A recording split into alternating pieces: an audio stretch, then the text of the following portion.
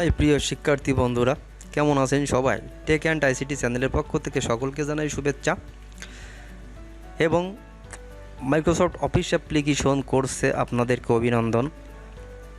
Office অ্যাপ্লিকেশনের MS ওয়ার্ডের typing সম্পর্কে আমি পূর্বে দুটি ভিডিওতে দেখিয়েছি কিভাবে আপনারা টাইপিং শুরু করবেন। তো এ দিয়ে আমার তৃতীয় পর্বের ভিডিও, আজ থার্ড পার্টের ভিডিও। তো থার্ড পার্টের ভিডিওতে আমি দেখাবো কিবোর্ডের থার্ড অপশনের কাজ। তো কিবোর্ডের থার্ড অপশনের কাজ করার জন্য আপনাকে কিবোর্ডে ফিরে যেতে হবে। পার্ট 1 ভিডিওতে দেখিয়েছি আপনি কিভাবে আপনার হ্যান্ডগুলোকে সেট করবেন এবং পার্ট 2তে আমি দেখিয়েছি কিভাবে আপনি মাঝের সারি এবং নিচের সারির অক্ষরগুলোকে একই সাথে প্রেস করবেন। তো উপরের সারি এই 3 সারির কাজ একই সাথে কীভাবে করবেন। তো চলুন বন্ধুরা, কথা না বাড়িয়ে শুরু করা যাক আজকের ভিডিও টিউটোরিয়াল।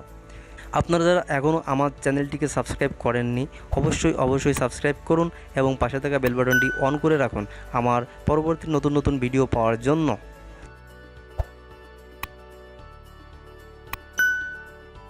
আমরা এবার এমএস ওয়ার্ড প্রোগ্রামটি ওপেন করে নিব।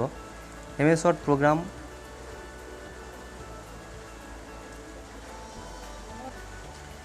দেখুন, এমএস ওয়ার্ড প্রোগ্রামটি ওপেন হয়ে গেল। আমাদের করতে হবে কি, আমরা একটা নিউ ডকুমেন্ট নেব। নিউ ডকুমেন্ট নেওয়ার জন্য ফাইল থেকে আমরা নিউতে ক্লিক করব, নিউ থেকে ক্রিয়েট। দেখুন একটা পেজ চলে আসছে। তো এই ডকুমেন্টটা নেওয়ার পর আপনি কিবোর্ডে হ্যান্ডটি সেট করবেন। তো কিবোর্ডে কিভাবে সেট করতে হবে আপনারা অবশ্যই এরই মাঝে জেনে গেছেন যে আপনার কিভাবে কিবোর্ডে হ্যান্ডগুলো সেট করবেন।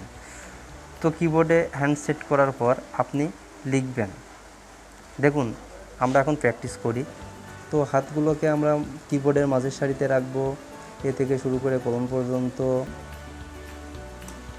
তাহলে আপনি কিবোর্ডটাকে কন্ট্রোল করতে পারবেন। তো বন্ধুরা, এই ছিল আজকের ভিডিওর বিষয়। তো আজ যেহেতু আমাদের টাইপিং সেক্টরটা শেষ, আমি 3টি পার্টে আপনাদের টাইপিংটা দেখিয়েছি। তো আমি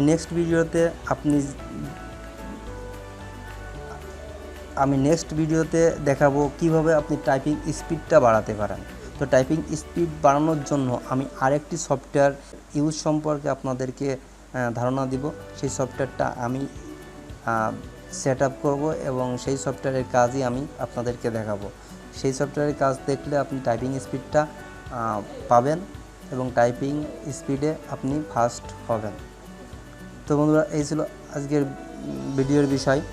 তো ভিডিওটা যদি ভালো লাগে তাহলে লাইক, কমেন্ট, শেয়ার অবশ্যই করবেন। এবং বন্ধুরা, যদি আপনি আমার এই চ্যানেলে নতুন হয়ে থাকেন